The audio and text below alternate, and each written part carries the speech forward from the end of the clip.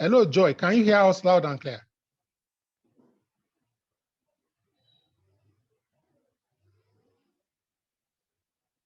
Yes, you are now co-host, Tunde. Okay. Okay, yeah, good.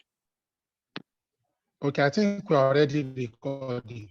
All right. Good evening, ladies and gentlemen, that would like to receive our speaker for today, Tunde Wale Temowo, who is a seasoned, I dare say, veteran HR and admin professional. He has managed the space for about 16, 17 years or more. Currently, he is the head human resources and administration, Nigerian Mortgage Refinance Company, NMRC. If I'm not mistaken, Tunde, that will be either a public company or a PPP. You may want to enlighten us on that. It's with public. joy, excitement. Go ahead. Fantastic. Tunde, over to you. Okay. If you have questions, please drop in the chat box. All right. Thank you so much, Celeste, as we fondly love to call you. Good evening, everybody, ladies and gentlemen. It's quite a privilege, having the opportunity to do this. Me and I go way back from when men were boys, when we used to play football on one hard court in secondary school those days, and I'm proud of what you have done with your career and what you're still doing and what you're doing in the HR community as a whole. Thank you for putting this together, and thank you once again for this opportunity. So yes, we're asking about where I work. So NMRC, just very briefly, I want to believe everybody can hear me. Yeah. So NMRC is a public-private entity. It was set up by the federal government of Nigeria in 2013, just to make sure that mortgages become more accessible to Nigerians. So it is a private entity with public interest, so to speak. So the federal government has about 40% shareholding, while the private sector has 60%. So we're a public-private entity, but more private with public interest. That's what the company is. And I have the privilege of working there as the head of HR and admin. So this evening, I'm going to be sharing on the gig economy and the future of work. And of course, the whole publicity materials that have been shared have spoken to that. And I'm sure everybody on this call, at some point, you've heard about the gig economy, you've heard about the future of work. It's been a lot of buzz in recent times about the future of work, the future of work, the future of work. And it's part of what we're going to be talking about. When is that future safe? Future ever come? And all of that. I have an outline I'm going to be running with. First, we're going to be talking about the history of the future of work. When did all this talk of future of work even start? What exactly is the future of work all about? And then looking at what I call the 3 dimensions of future of work. Well, let me not steal that. Not me. I mean, there is an article that Deloitte published some years ago where they actually talked about 3 dimensions of disruptions as far as the future of work is concerned. And we're going to look at that 3 dimensions, even though I've tweaked it a bit for the purpose of this discussion.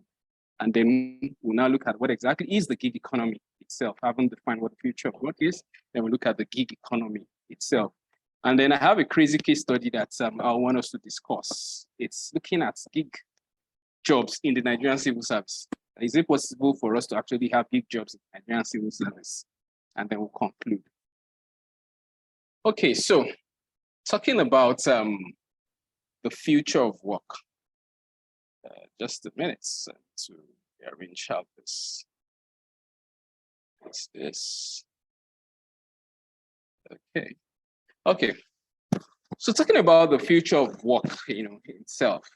Here I start by saying that conversations around the future of work have actually existed, for decades. It didn't just start today, as they will say, no be today. It's existed for decades. It's existed even for centuries. And those conversations are largely around driven by myths and predictions on how innovation over a longer term or a so-called future period of time would affect conventional work arrangements. So right from, I have some funny quotes here, which we're going to look at, even right from before Christ. People have looked at innovation and made their own projections about how those innovations were going to affect how people function in a work setting or even in life generally. Some of these myths, 370 BC or around 370 BC, Socrates was quoted. Socrates, for those who did philosophy or in the social sciences, you would have heard a lot about Socrates, very respected philosopher. Socrates said, this was at a time when writing was just becoming a thing.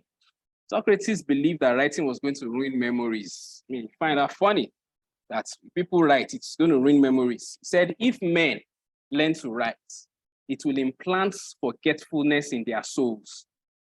They will cease to exercise memory because they rely on that which is written. That was Socrates' belief, that if people start writing, if everybody starts writing, we won't be able to memorize again, and that's going to damage people's memory. Now, that was a myth, around the future of work, because writing was actually going to revolutionize work in his own days and in his own ages. And this man, in all of his wisdom, believed that writing was going to damage people's memories because we won't be able to memorize anymore. Guess what? From the source where I picked this, and I have the source written there, they said we're able to know about this, his thoughts, because one of his disciples, Pluto, wrote it down. So if somebody didn't even write this down, we wouldn't have even known he said this. So which just brings the paradox of his fear about what writing was going to do to people's memories. Then let's move forward. Centuries after that, 1589, Middle Ages. This was Queen Elizabeth. So somebody had invented a knitting machine and was going to patent the knitting machine. What did Queen Elizabeth say? She was scared of knitting machines.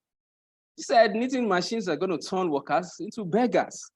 And then she wrote in the then, your typical King James kind of English, consider thou what this invention could do to my poor subjects. It would assuredly bring them to ruin by depriving them of employment. So Queen Elizabeth was scared of what the knitting machine was going to do to people's jobs. And you can resonate with that these days too. They are talking about what will automation do to deprive people of jobs.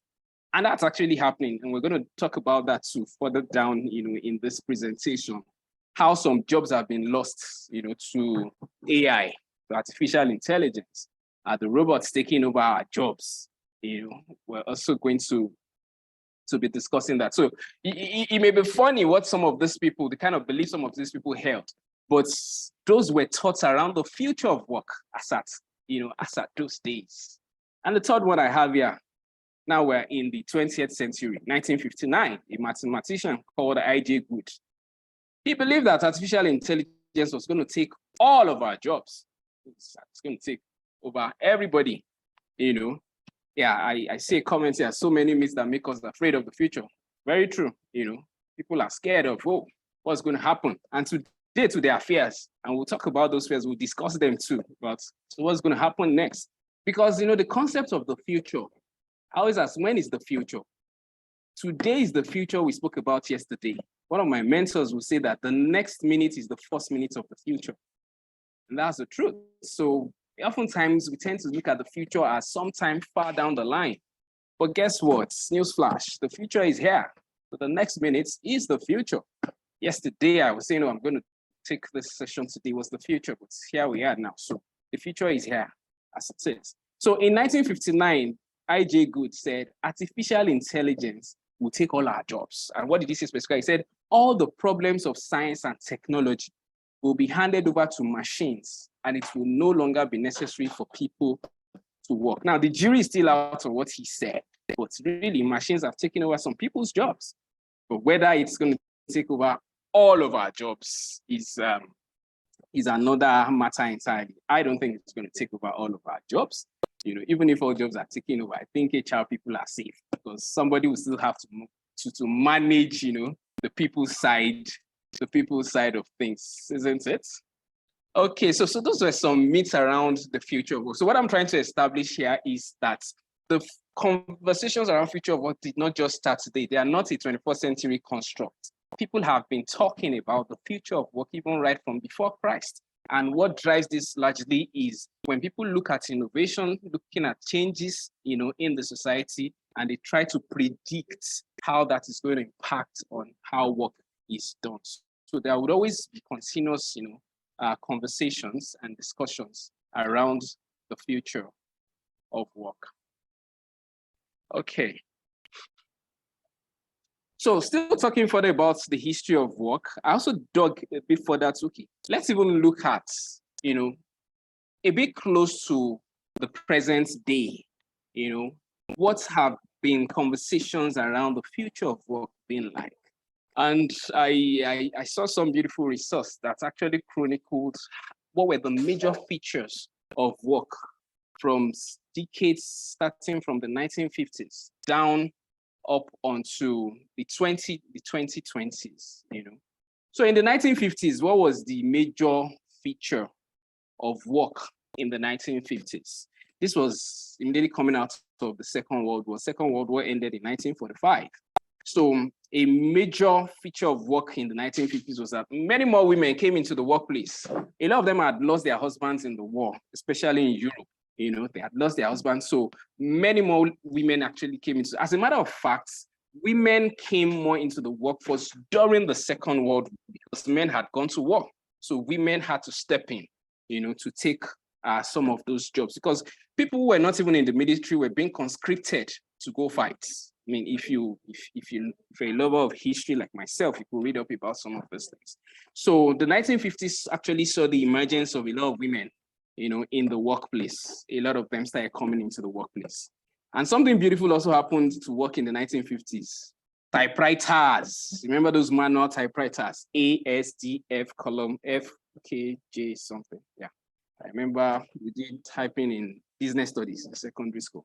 So those manual typewriters that make a whole lot of noise, they came into the workplace in the 1950s. And that was a major skill, a major skill set up until maybe like the 90s or thereabouts, or up until the early 2000s. My mom, for example, used to have a secretarial school, where people used to go and learn how to become secretaries and how to type and how to write shorthand. So that came into the workplace, in the 1950s. So what I have on the second column for each one here is, so in those decades, what did they see as the future? What was the idea of the future of work then? In the 1950s, remember we said women came into the workplace more, manual typewriter came to be. The idea of the future of work was that, man, work is too tedious currently. Someday we'll work less and earn more. That was the general conception about what the future of work, was going to be all about in those days. Then come the 1960s. Remember in the 1950s, we had typewriters come into the workplace. Then in the 1960s, what was the major thing in the 1960s? Rearrangement of the workplace, of workspaces. So cubicles came in. So if you see pictures of a typical workplace in the 1950s, it was like like a factory, so to speak. I mean, and these were meant to be administrative work settings. People were just cramped up a lot. So in the 1960s, there was some form of rearrangements in the workplace. People now started creating cubicles, in their offices. And then we now moved on, or the world, I'm saying, hello, maybe somebody needs to mute there. Omotosimi, you may need to mute your mic, please. Okay, thank you. Yeah, so in the 1960s, something better than the manual typewriters came. Omotosimi, you're muted again. Let me see. Can I mute her? Okay. All right. So in the 1960s, the birth of electric typewriters. So remember the typewriters that came into the workplace in the 1950s were the manual ones. So humanity went a step further then, and then IBM, International Business Machines, gave us the electric typewriters, in the 1960s. What was the idea of the future of work in the 1960s? The major stuff around future of work then was that telecommunications was going to go wireless. As a matter of fact, recently, and I should have put that in this presentation, recently I remember seeing a newspaper cutting from the 1960s. I think it was an American newspaper that said, one day we'll be able to hold phones in our pockets. Now, we take that for granted now. But in the 60s, that was a big deal. Not every mind could conceive that phones will go into your pockets. So that for them was what the future was going to look like in the 60s, that someday telecommunications was going to go wireless. Then enter the 1970s. That was the age of liberalization, or of liberation and individualism. People just became more aware of their rights, so to speak, in the 70s.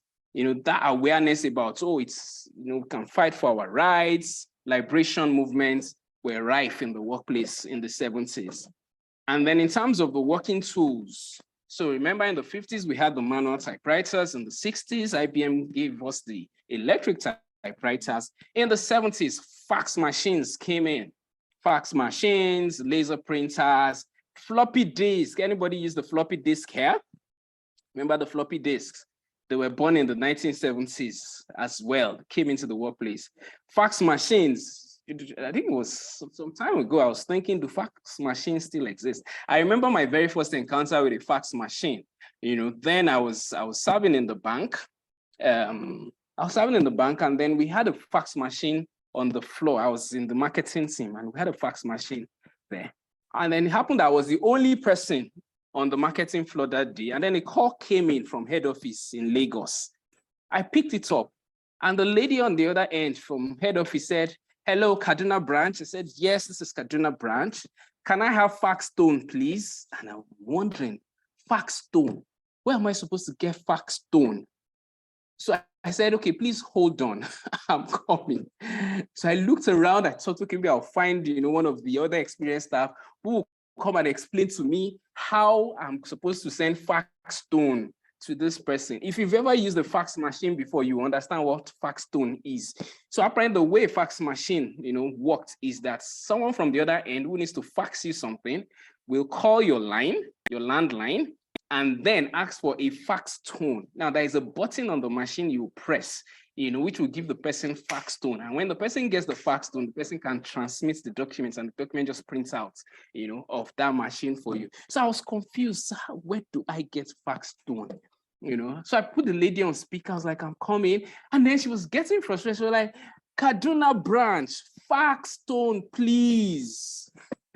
God helped me. A cleaner. I still remember that guy, Kabir.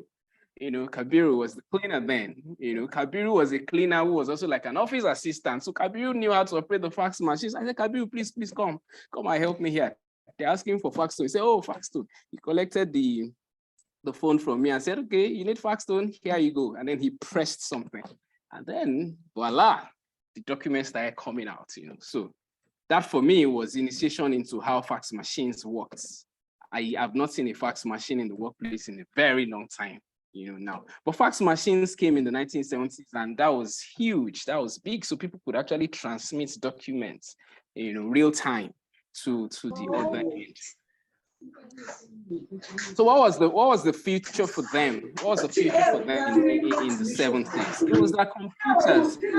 Someone needs to mute. Okay, thank you. So what was the future like in the 70s? The idea of the future in the 70s was that computers will someday edit documents, computers will draw charts, they will store.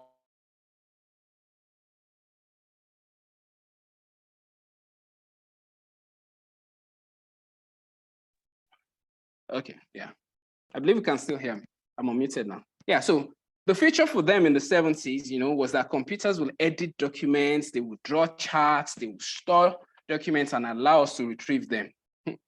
Ladies and gentlemen, that is what is our everyday reality now. Our computers can edit documents, they can draw charts for us, they can store and allow us to retrieve documents. But in the 70s, that was the future of work. That was the future of work. And then moving to the 80s. So in the 80s, what was the in thing in the 80s? So, in the 70s, people became more liberated. Yes, and I should have also said this about the 70s, talking around the liberation and individualism that came into the workplace in the 70s. I also read that the word sexual harassment, or the term sexual harassment, was first used in 1974. Because people became more aware. And I didn't mean that sexual harassment started in the workplace in the 1970s. It had been, but because the 1970s was an age of liberation, of people becoming more aware of their rights, somebody accused somebody of sexual harassment in the workplace for the first time somewhere in the US in the 1970s. And so in the 1980s, people coming from the 70s, where people were now more liberated, more aware of their rights, there was now agitation for work-life balance. The whole talk of work-life balance became a thing in the 80s, because people just started being like, look, we didn't just come to this world to come and work, and work. So agitations for work-life balance, became a thing in the 80s. And then in terms of technology, what changed? Personal computers. Bill Gates had already started doing his thing.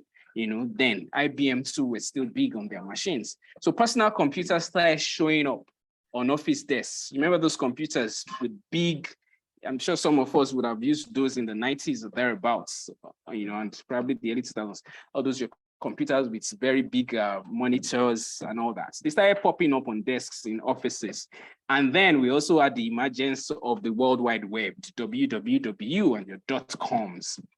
So it was like the introduction of technology, so to speak, big time. Not as if technology was new in its entirety, but in terms of the extent, to which we know it now, it was in the 80s that we started having that. Now, in the 80s, what was the future of work for them in the 80s? It was that computers are going to get smaller. Yes, they're nice now, they're big, but they will get smaller. They will shrink someday. The world itself will shrink, courtesy of the internet. And of course, you can attest, we're living witnesses to that today, that all these things have shrunk. I can't remember the last time I saw those big, PCUs and monitors in any office. You enter an office and you see those things now, you wonder, why are you guys so archaic? Some of us don't even have desktops, in our offices. People go around with laptops and all that today. So what was the future they saw in the 80s is our reality, today in the 2020s. Then let's move forward.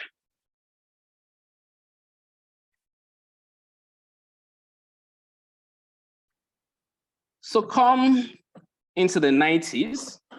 What was new in the 90s? Cell phones. Remember in the 60s, future for them was that someday we'll be able to put the phones in our pockets.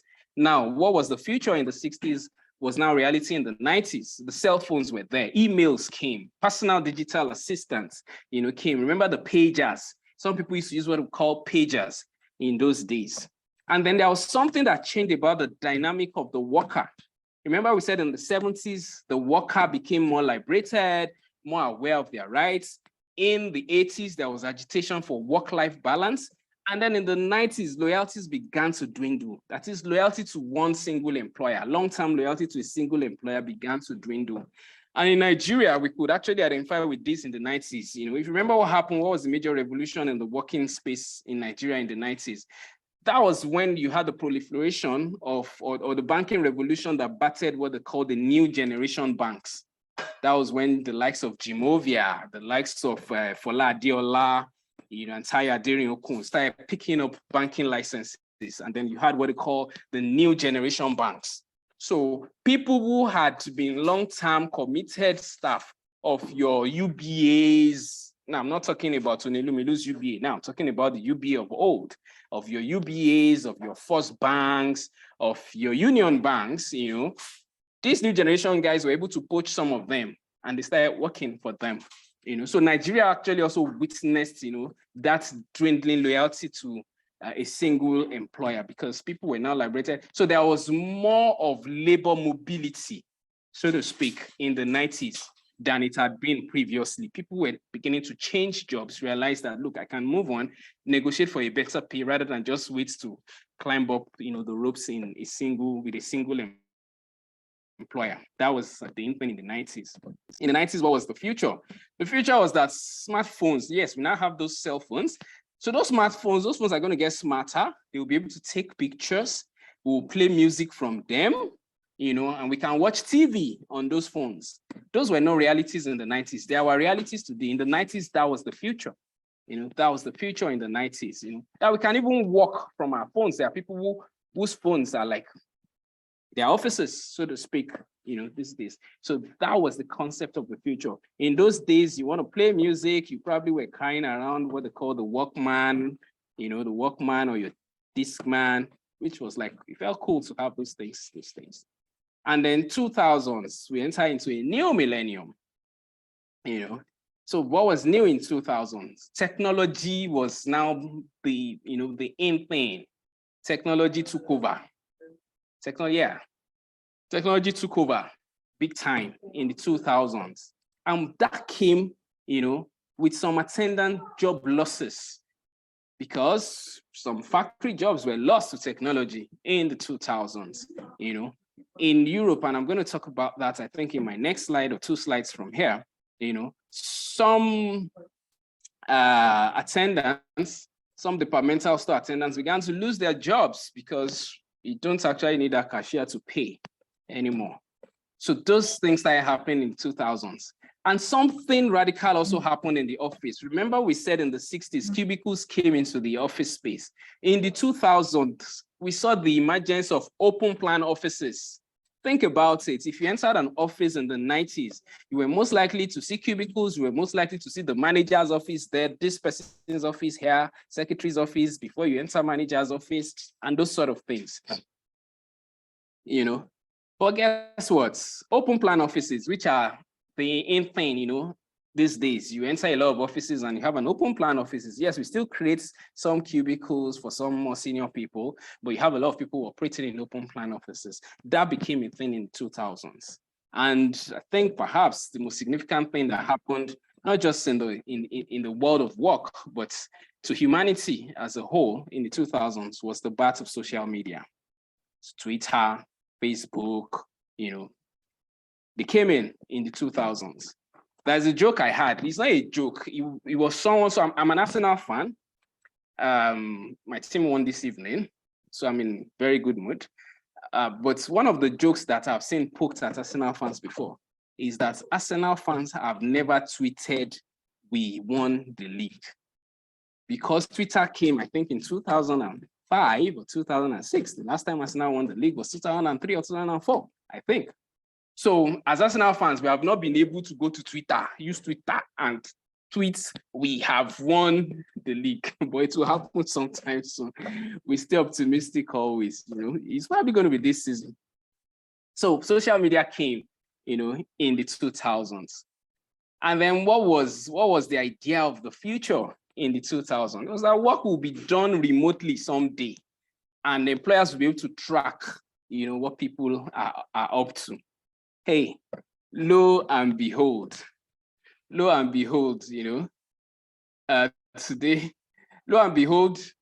today work is being done remotely, In the early 2000s, that was the future. And then enter the 2010s, talk of diversity in the workplace. Diversity in the workplace was now a big thing. In fact, organizations, especially in the West, had to have diversity quotas, regulators had to look at, your workforce distribution. Even in Nigeria, we had introduced our quota system thing, from, I don't know when the whole quota thing started, but yeah, we have today what is called a Federal Character Commission. I don't know how old Federal Character Commission is, but that is also our own solution or our own response to the whole talk of diversity. So diversity became a big deal in the job markets in the 2010s. And then there was also the use of the introduction of productivity tools, like your MS Teams, your Zooms and Slack, and some of these productivity tools that are now aiding the remote work that a lot of us do in these days. So that was what was the in thing, in the 2010s, in those days. Now, what was the future, that was seen in the 2010s is that most workers will freelance before 2030. And I think we're on the way there, really. We're on the way there. And that's the crux of what we're going to be discussing this evening. Now we're in the 2020s. The future that was spoken of, some time back is our reality today. So I say the future is here. What's new? If you could help me unmute people, I think before I move to my next slide, I'll just want to hear maybe 2 or 3 comments, or you want to put it on the chat box. Question: what's, in your own opinion, is the in thing or the topical issues around work today in the 2020s? What, in your opinion, are the topical issues, in the workspace in the 2020s? And what do you think the future looks like for us today?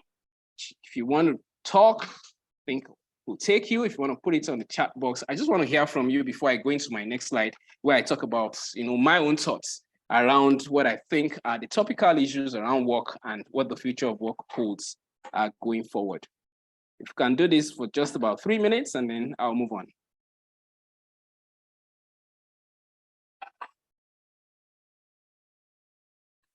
Yes.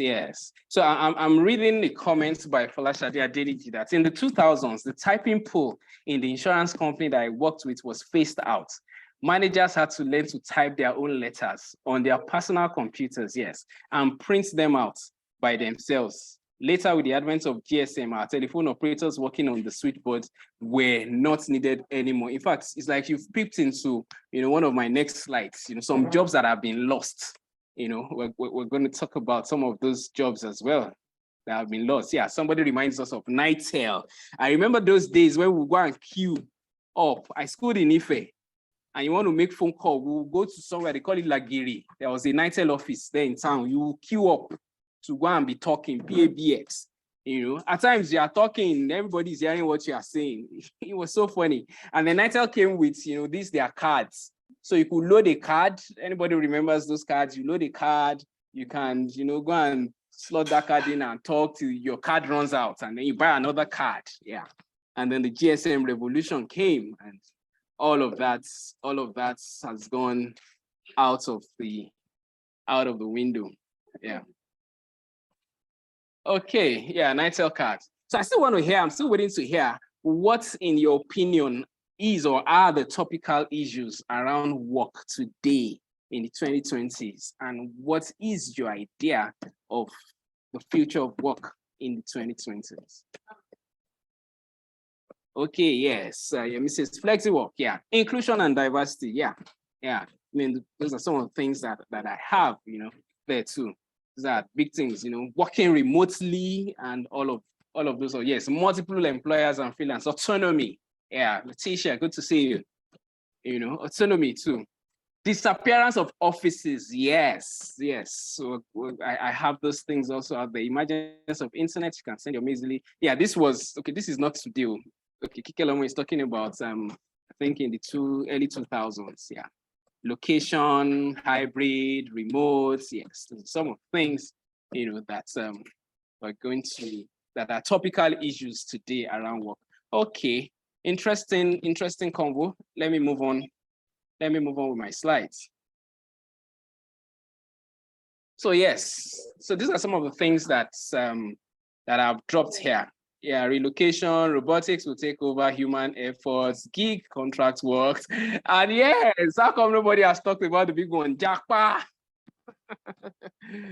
Japa is serious issue, Okay, someone says we still have typing pools in some of our states and federal universities, a sign that they have not keyed into the future work. Absolutely. Remember one of the things I said I was going to talk about, my case study about, gig work in the federal civil service. These are some of the issues, that came to the fore with regards to that. So let's look at some of the things that I've thrown out here. Talking points in today's world of work, flexibility. The Zoomers are here. Yeah, nobody talked about the Zoomers. The Zoomers they are here. They are dictating, changing the rules of the game. if you work with a Zoomer, I'm sure you are fully aware of, some of those, the idiosyncrasies. Those guys have got their own idea of how work should be done, how I should dress to work, how I should do my work, very interesting generation. They are here now, the Gen Zs are here. Mental health is big issue now. People are paying attention to mental health. Organizations are investing in EAPs, employee assistance programs, because you realize that mental health is a serious big deal. Especially the Zoomers don't joke with their mental health. Somebody said if a Zoomer has a headache, it's a mental health issue. So as HR managers here, I think that's one thing that we need to actually pay huge attention to. It's not just to talk about it. If you've not implemented, I'm in the process, we're in the process of doing that where I work, of actually starting our EAP, and I think we're late to the party really. And if you're an HR manager here and you've actually not introduced an EAP, I think you want to give consideration to an EAP, because for the Zoomers in particular, the new generation coming to the work, beyond the pay pack that they see, these are some of the benefits that they look out for. Will this organization actually take care of things that have to do with my overall well-being? Gigs, freelancing, remote jobs, yes. The death of commercial real estate. I think somebody mentioned something about this. So everybody wants to work from home now. People don't want to go to a physical office space anymore. And then I asked myself, so if everybody is working from home, what happens to all those commercial office spaces in BI, in Manhattan, in downtown Houston, in Canary Wharf in London, and all of those places? What's going to happen to them? That's not the focus of this discussion, but it's also something to think about, and which is why I really, really don't think that commercial real estate is going to die. I think that organizations will still maintain their office spaces, although they may cut down significantly on office spaces. Some firm where I used to work, they used to occupy, I don't know how many floors in their building. I hear they've given up some of those floors now. They reduced the number of floors that they use in that building.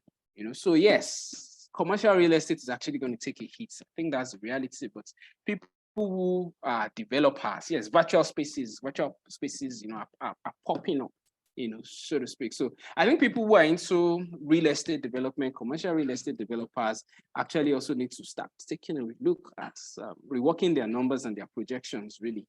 Because with people opting to work from home a lot these days, I don't think that your conventional office spaces will die. No, people will still go to the office. Your IT guys will still maintain some facilities within the office, even though, yes, there is cloud, but there are some facilities that you still maintain physically. So there'll still be need for the physical office space, but definitely demand is going to dwindle.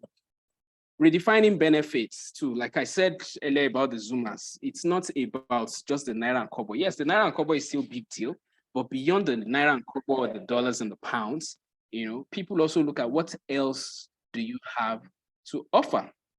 Work-life balance is still a thing. Do you take care of my health, my well-being, my mental health, a whole lot of stuff like that. So we need to, as HR practitioners, we actually need to relook benefits.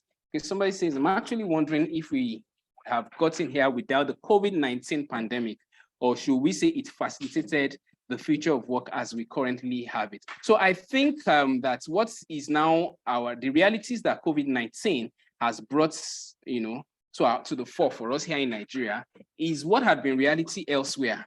Because in the West, people were already working remotely, even though, yes, maybe not as much as it was with the advent of COVID.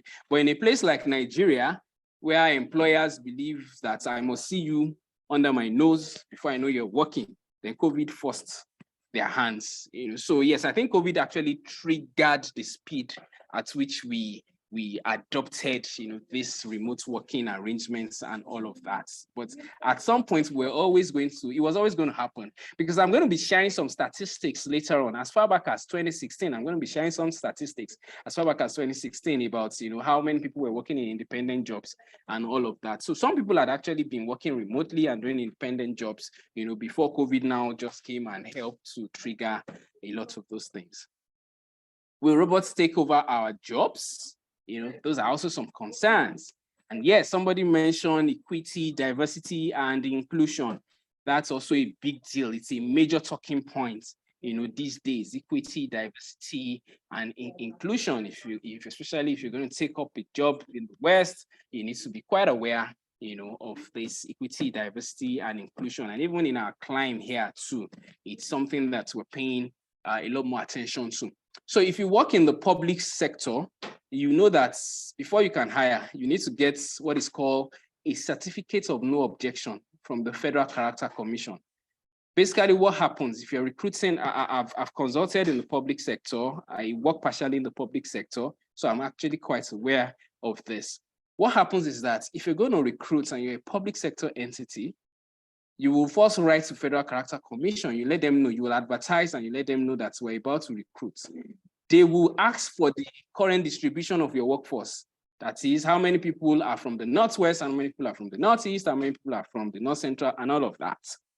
So you will have to zone based on your current distribution. They will tell you where is underrepresented currently.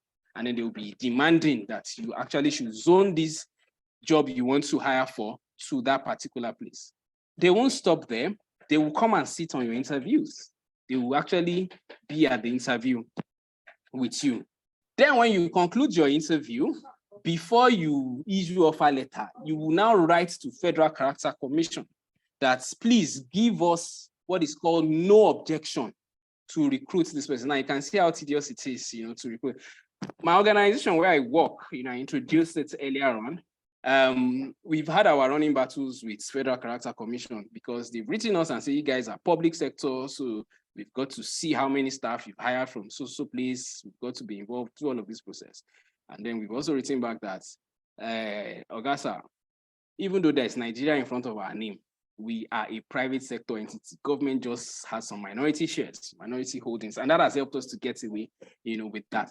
But even at that, even though we've been able to get away with telling Federal Character Commission that, no, we are not under your purview, but we have also been making deliberate attempts at making sure that, look, we have representation across all the 6 geopolitical zones in our workforce. And so why am I saying that? Is I imagine a lot of us here work in the private sector, so you don't have Federal Character Commission breathing down your neck, but you may also want to be deliberate about it, ensuring that, look, you have some representation, across the various geopolitical zones in Nigeria in your workforce. It's part of your own way. It's part of your own way of, doing your EDI, your equity, diversity, and inclusion. And of course, the last thing I have here is, and this is not exhaustive, there are a whole lot of things that are buzzing around the world of work today that we could always speak on. Blockchain technology, cryptocurrencies, I don't know if you've been invested in crypto. I'm sure you've gotten your fingers burnt with the whole crash and all of that. But those are also things that are in play. It's also affecting the world of work. So I've seen tech jobs that are advertised and they'll tell you they will pay you in cryptocurrencies. I don't know if any of you have seen that. I've seen someone who advertised that you know what, to protect my staff against Naira issues, I'll probably be paying them in Bitcoins. But of course, Bitcoin still has had its own issues like that. So those are also, some things that are, yes, we'll talk about disabilities. In Nigeria, we're yet to catch up. We are building codes, don't make provisions for ramps and all of that. We're yet to catch up there, and it's something that we need to catch up really, really fast. Actually, there is a law. I remember they said the president signed into law something around the building codes to ensure that public buildings have ramps and all of that, but that is still not being thoroughly enforced. Yeah, paying in foreign currency and even paying in cryptos, like I just talked about. So jobs apart, really, some jobs have been lost. Actually, some jobs, human beings have lost some jobs. e.g. switchboard operators, and somebody mentioned it, that in our workplace, in 2000s, there are switchboard operators where let's go. Because those things is AI, you call a line now, is AI that is talking to you.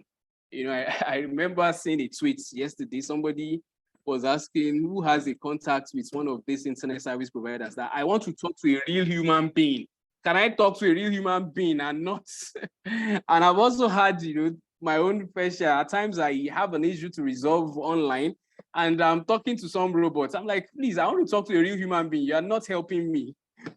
So yeah, switchboard operators have lost their jobs. Some lift operators. One of the absurdities, yes, let me call it that way, absurdities that I've seen in the federal civil service. I don't know how many people here, especially if you live and work in Abuja, if you've gone to the federal secretariat, I don't know if it still happens, it's been long I went to federal secretariat, but you go to federal secretariat, God help you see a lift that is working. Somebody's full-time job is to sit down in that lift and be pressing 1, 2, 3, 4, 5 for people. And I'm like, what kind of job is this, for crying out loud? Why? You mean we can't press this thing by ourselves? I mean, I saw that thing as an anomaly, and people had full-time jobs doing that. They will sit down, they will sit down. Yeah, so Yemi, I see what you wrote now. I'm going to talk about that as well.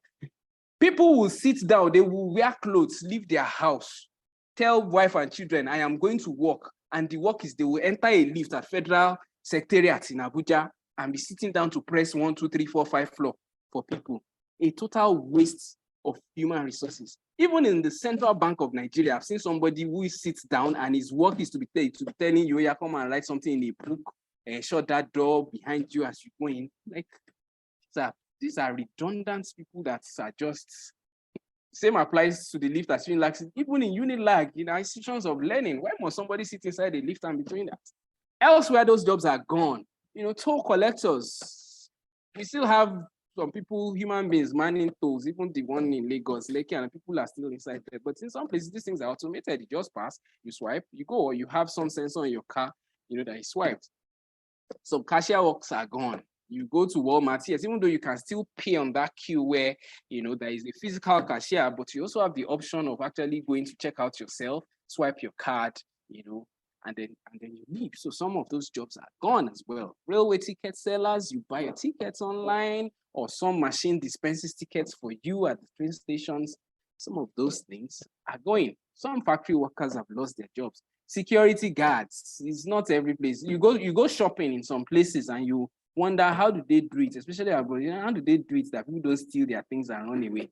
They don't have one person physically dead that is, there's CCTV, and then there are, all these sensors that can actually catch you and shout and trigger if you've carried something you did not pay for. There was a funny story I read during the Black Lives Matters protest. So some people, people were robbing shops, during the Black Lives Matters protest, and then so some people were robbed Apple Store. I think it was Apple Store. Some people went, packed phones. And that who said that a lot of them, as they were leaving, they were getting debit notification, on their accounts, because they had subscribed to some solution that Apple had introduced that you don't even need to pay physically. Once you take something out of their shop, your card details are linked and then you get a debit. So people thought they were stealing, but they were paying for it eventually. I love that. I love that. So you don't need a physical security guard to track them. So some of those jobs are gone. So somebody said on the chat box that, yeah, the presence of lift operators is solely for safety purpose. Yes, I can understand the part of safety, but I don't think that guy needs to sit down there every day. I mean, you enter some lifts. I've never been trapped in a lift anyway, but I know you see some lifts, they will tell you what to do if you are trapped in that lift. There is some hotline you can call and all of that. So not everybody you see going to federal secretariats can read and write. If you have lived in the far northern part of the country, you know what I mean. Secondly, for safety, okay, I totally agree that not everybody can read and write. So they probably use that to create, employment for them. Wow. Anyway, this is Nigeria. The hospitality sector is still highly people-centric. Though guests can book online, they still need to be physically attended to by front desk workers. It would be nice to see more automation there, but robots can't clean rooms yet. I should have brought a video. I would have loved to share a video, of what you're saying. Now, what you're talking about is already been tried in China. There is some hotel. I saw the video in China where robots welcome you, robots attend to you in your rooms and all of that. Although if you ask me, I still think that's scary. I'm not sure. We still need that human interface. How many people, the number of people, to work in those. Some lifts come with back, no need to dial in. So anyway, some of those jobs, one is danger of extinction. I'm not sure I'll be so, but already experimenting with driverless cars, clerks, places, bank tellers. Now that job has actually, the banks have largely reduced the number of tellers they hire. I imagine there are some people here who work in banks and you can attest to that. I don't really go into banking halls a lot these days. I used to work in a bank. As a matter of fact, I used to be a bank teller myself too. And before you enter a bank, every cubicle is manned. These days you enter banks and most of the cubicles are not manned. Maybe you have a branch with about 6 cubicles and only 2 of them are manned, because banks don't even want you to enter their banking halls anymore. A lot of them encourage you to go online, use internet banking, use their other platforms that they have invested money into. Go and use those things.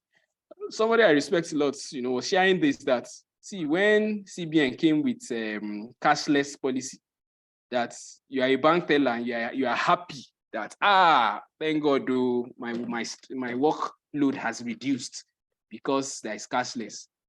Smell the coffee. Your workload has not reduced. You're about to lose your job, because basically, and that's what has happened really. Most banks have cut down on bank tellers. Yes, alternative channels. Any job that is repetitive and monotonous can be automated. Absolutely, absolutely. So bank tellers are really going. Secretaries.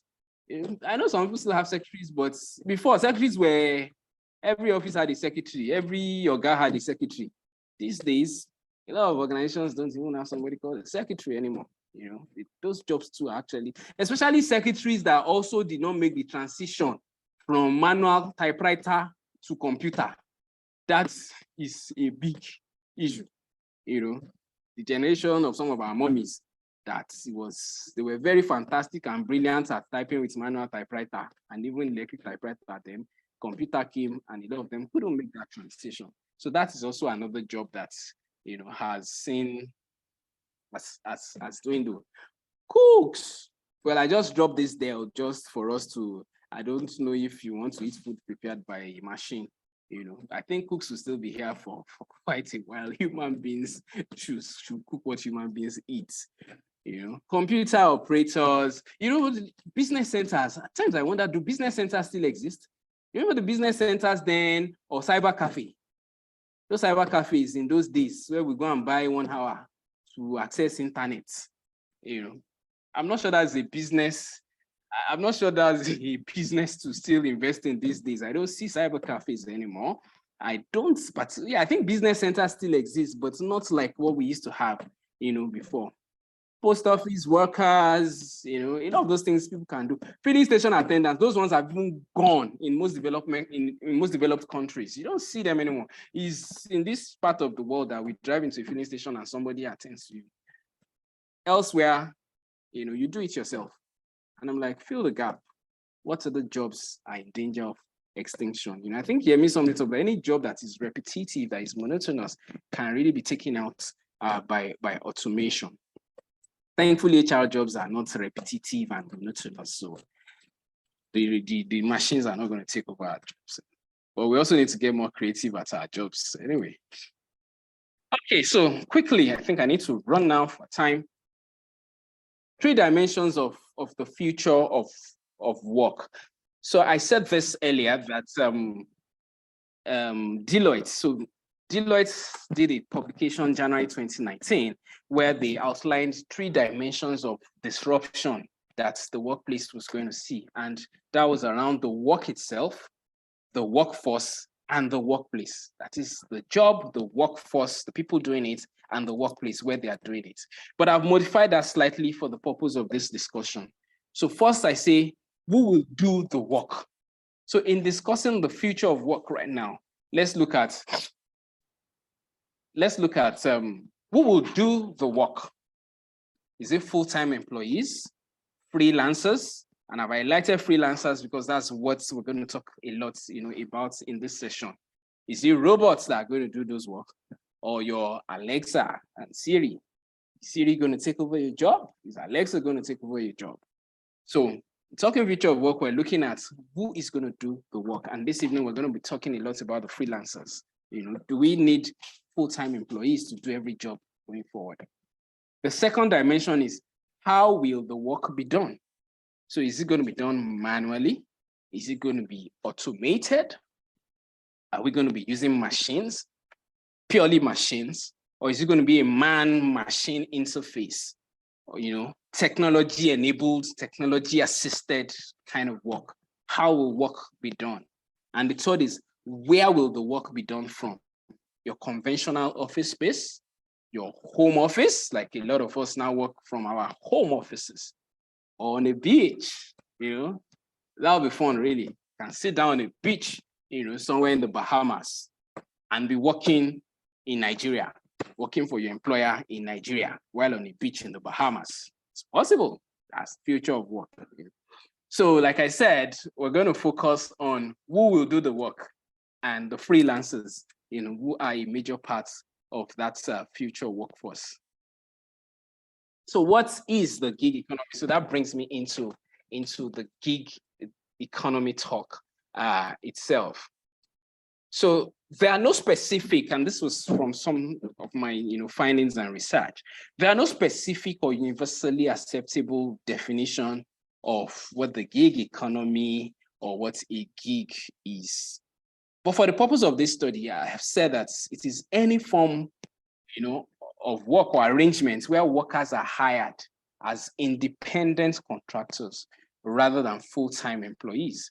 So you also find words like freelancers, gig being used interchangeably, For the purpose of this discourse, I'm also going to be talking freelancers, I'm going to be talking gig workers. I believe they're the same. A gig worker is somebody that is not employed, full-time. He's an independent contractor, he's a freelancer. Although some literatures will tell you that there's a difference between a freelancer and a gig worker. And I just think that's it's a very minor detail. What some literatures would say is that freelancers are, yes, they are independent, workers, but that a gig worker is somebody who gets his or her jobs through some online technology platforms. So like Uber driver who has to log into an app, to pick up a passenger. That's a gig worker. But a freelancer doesn't have to go that route of technology. For me, I am not totally in agreement of that. I believe freelancers are gig workers. Gig workers are freelancers, as it were. But you may differ, but I don't think that's much of a big issue to debate anyway. So this evening, we're going to be talking gig workers, we're going to be talking freelancers, in the same context. The Cambridge Dictionary itself also defines the gig economy as a way of working, that is based on people having temporary jobs or doing separate pieces of work, each paid for separately, rather than working for one single employer. So you have people who work for multiple employers.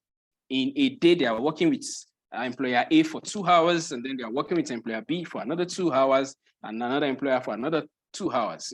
A lot of people who japa actually do these things. So they do multiple jobs, to make the ends meet. Where did the whole thing about gig, the whole talk of gig, the word gig, where did this come from? So I read that a certain guy called Jack Kerouac, was said to have first used the word gig. And what was he talking about? He was describing a job that he had done temporarily as a part-time brakeman, for a San Jose railroad company. Let me quickly crack a joke about San Jose. So some guy was said to have gone to the embassy, to the US embassy, for a visa. And then he was asked by the consular officer that, where are you going in the US? And he said, I'm going to San Jose. And the lady said, no, it's not pronounced San Jose. It's pronounced San Jose. The J is silent. Oh, the guy said, oh, thank you for correcting me. So the lady asks, when are you traveling? And then he says, un or ulai. Because since you told me that it is not San Jose, it is San Jose, then June and July will most likely be un or ulai in the US. So that was, by the way. So Jack Kerouac was said to have used, the term gig, that was sometime in the 50s. So in the 50s and in the 60s, gig was seen as the opposite of having a real job. If you were doing a gig, you didn't have a job, So people in that generation believe, yes, gig gives you money, but not a career, not an identity. As a matter of fact, you are jobless. You are just, doing something to make the ends meet. But that perception, is changing. Is changing in this, day and age, in this century, because there's a proliferation of technology platforms, that has created thriving careers around, gig jobs. So gig jobs are now real jobs, so to speak, And then, irrespective of what definition you're looking at or what literature you're reading, there are some features that are specific or they're constants around all gig jobs or anything around the gig economy. Technology-enabled platforms, flexibility, independence, multi-party involvement. It is you have buyers, you have sellers, you have service providers, platform providers. Those are things that are largely, consistent, around the gig. I see Jafet Tubusi has a raised hand. I don't know if you want to ask something, you want to say something, if you're able to unmute. Okay, yeah. So the organizers are saying, let's drop our questions in the chat box. So Mr. Busi, you could drop your question, in the chat box for us. And then we'll take that. If I'm not able to take it in the course of this conversation, I'll try as much as possible, to look at the chat box and take questions. But if I'm not able to do that, then we can come to them at the end of it. But I'll try as much as possible to take them while not distorting the flow.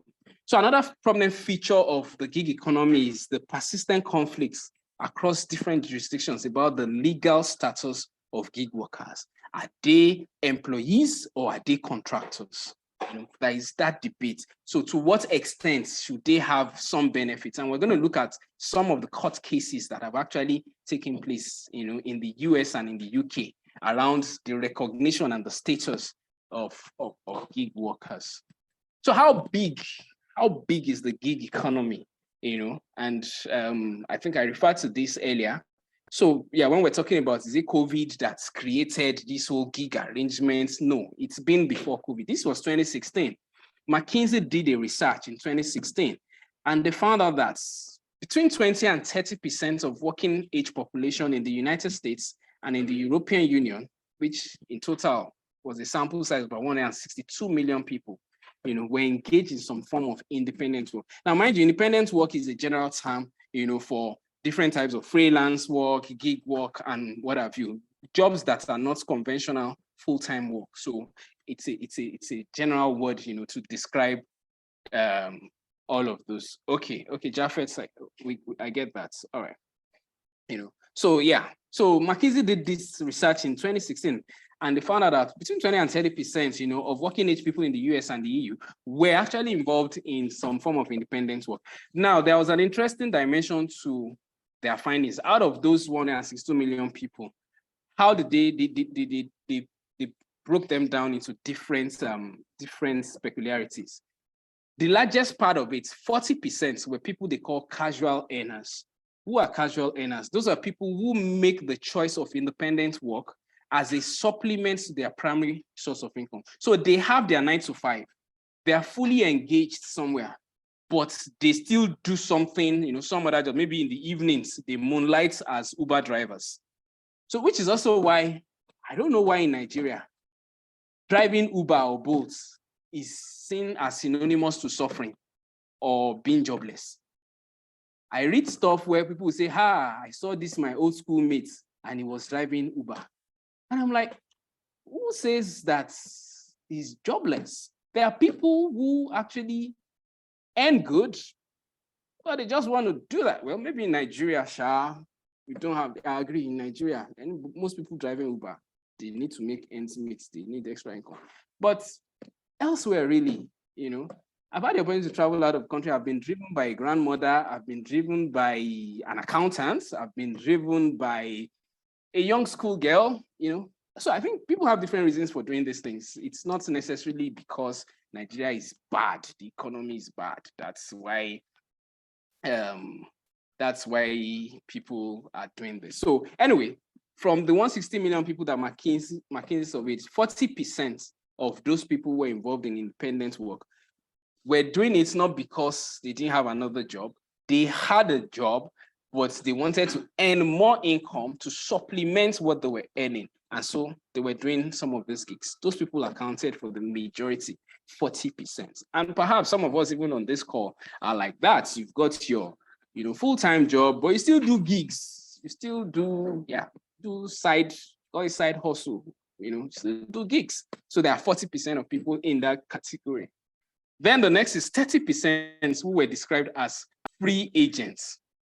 So who are these free agents? Those are those who actively choose independent work and earn their primary income for it. So this one, they decided that 9 to 5 is not for me. I want independence. I want to have control over my time. I can't sit down in one office reporting to one boss, having my destiny dictated by one person. No, I want to be in charge. Those people account for 30%. And we have a lot of such people too in Nigeria who I have a couple of friends who tell you they don't want to work for somebody. They want to work for themselves, and in working for yourselves, you actually have different employers, who are not your employers, so to speak. They are your clients. And that's also where that legal thing comes in, that is a gig worker an employee or a contractor? The person he or she is working for, is that person an employer or a client? So you have 30% of those people, who are recognized as free agents. Okay, so somebody is asking a question here: does gig or side hustle not impact on the main job? Some employees resume work on Monday fully tired. I actually absolutely, totally agree. And that's where the place of discipline comes in. And then secondly, too, if you're doing a gig job that runs parallel to your full-time 9 to 5, in which case you are becoming a competitor to your full-time employer, that's an ethical issue. And really, it's a violation of most companies' policies, and you may actually have to face disciplinary proceedings for that if you are found out. So if you're working for an organization that is selling computers, and by the side you are selling your own computers, then that is pretty wrong. So yeah, side hustle really, really, really should be something that ideally should not impact on your 9 to 5, because let's face it, the person that pays you to do a 9 to 5 job deserves all the full attention you need to give while you're on that job, and you shouldn't be competing with that job. Can organizations put in place policies to accommodate gigs / side hustles? Absolutely, and it's one of the questions that we're going to tackle to going forward in this. So let me quickly run through this and finish this. So the third set are those that are called the financially strapped. Those ones account for 16% of the sampled space. Those are people who do independent work out of necessity. Economy bad. This is the best I'm able to do. That's where a lot of people see Uber drivers in Nigeria, that they are doing it because they are cash strapped. Okay, then there is a 14% who are called the reluctants. That is, those ones make their primary income from independent work, but really, really, really, they would prefer to actually have a full-time job. Those ones and the financially strapped are really about the same kind of people, It's just that the financially strapped are not exactly looking for a full-time job because they probably don't have the qualifications, to do those full-time jobs. But the reluctants are your graduates, who they went to school, they want to get wear suit and tie, they want to get your white-collar kind of job. But unfortunately, they are not able to get it yet. And then so they have to do some of these gigs, but they would want to do something full-time. So and unfortunately in Nigeria, I wish I could see statistics to tell us what it looks like in Nigeria, but MBS, which is our most reliable source of data in Nigeria, they've actually not done things around, the gig and dimensioning how many people are in the gig economy in Nigeria. So, I mean, I couldn't get that data, but it would be interesting to see what that looks like in Nigeria. And then very quickly, the pros and cons, of gig. It's obvious. Let's talk about the pros. Flexibility. Your time is flexible. You're in control of your time. You can do things, as you wish when you want to do it. Okay. Yeah, flexible work has come to stay. Yes. So flexibility is one of the advantages, of gig jobs. Variety, in which case I don't have to be doing the same thing from morning till night, or I don't have to see the same faces from morning till night. I don't have to work for the same employer. I can work for different people. I can take up different challenges, different tasks, different projects, different assignments. So it also gives variety. Passion. A lot of people in 9-to-5s are actually not working in the line of their passion. But if you are a gig or a part-timer, you have more liberty to actually pick up engagements that are more in line with what you have a passion for. So that's also a pro there. Now, what are the cons? Inconsistent income. The incomes, unlike 9-to-5, you know that whatever it is at the end of the month, salary will land. But if you're a freelancer, you can come today, you may not come until another 2 weeks, unless you've got some retainerships, so to speak. Scheduling challenges. Yes, you are working 3 jobs. You have 3 clients you are working for. You are meant to do 2 hours here, and then something comes up and it overspills, and then you have to rush to catch up with another job. Those are some of the challenges, of working gigs as well. Non-guaranteed benefits. And yes, this is also why employers see gig arrangements as cheaper, ways to get labor, because you are not obliged to provide health insurance for them. You are not obliged, to put them on a pension plan. You're not obliged to give them paid leave and all those things. So for the gig worker, unfortunately, you are not able to benefit, from some of those things. To the employer or now your clients is happy. It costs my cost. Why do I have to keep a full-time employee that I have to provide all of this for, when I can actually have some kind of outsourced arrangements, when one guy can just come in 2-3 days a week, do the job, and that's it. Restricted access to company resources is also another issue for gig workers. And I remember we had this situation where I work. How will government collect taxes in the gig economy? Yes, fantastic. And I'm going to talk about that in a bit. I didn't put it in my slides, but that thought came, after I'd finished up my slides. And I'll quickly talk about the issue of taxation around, gig work now. But let me quickly talk about this restricted access. So, you have somebody who is not your full-time staff. Take, for example, an IT person. We had this, with some fantastic guy we hired some time back where I work. So it was an IT guy. We didn't want to hire him full-time. So we gave him a contract. I think it was a 1-year contract we gave him, where he would come in 2 or 3 times a week. Yeah, I think twice a week was when he was coming in. And yeah, the relationship was going on fine until one day, our head of internal audit said, this guy is in charge of our entire IT infrastructure. It is too risky to have an outsider handling all of these things. We've got to bring this guy in, because he needed access to a lot of those things, and then we're reluctant to grant him full access. But the reality was that if we wanted him to do what we needed him to do, we needed to grant him this kind of access, So eventually we had to convert that guy. We had to hire him full time and be able to grant him, all of that access. So that is also a concern around gig work, that if I hire a gig worker, a freelancer, how much access am I supposed to give this person to my company assets, to my company infrastructure, and all of that?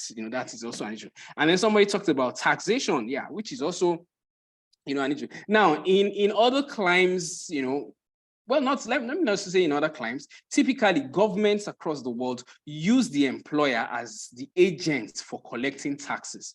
That's why for those of us who are in 9-to-5s, your company deducts tax. That's why it is called pay as you earn. It is deducted even before you see your alert, because the government relies on the employer to help collect those taxes. So if you are also an employer and you're hiring a freelancer, yeah, and I stand to be corrected. I don't think, and in my own experience, I mean, the people I've had on that kind of arrangement, we were not subjecting them to the normal personal income tax because we hired them as contractors. So what we were deducting was withholding tax. What we're deducting from them was withholding tax. I remember the first guy, we were initially not, doing that, but later we cautioned, so we started deducting the 5% withholding tax. So how taxation is handled, to answer that question directly, is that the employer or the client that is hiring the freelancer has the responsibility on behalf of government to actually withhold the taxes that are due. But it is also possible that in some instances, some people don't actually withhold the tax. They just pay you, you agree, okay, you pay me 200K, per week or per month or per whatever, and then they just pay you that money. Well, so the onus is now on you, the freelancer or the gig worker, to go and file your taxes.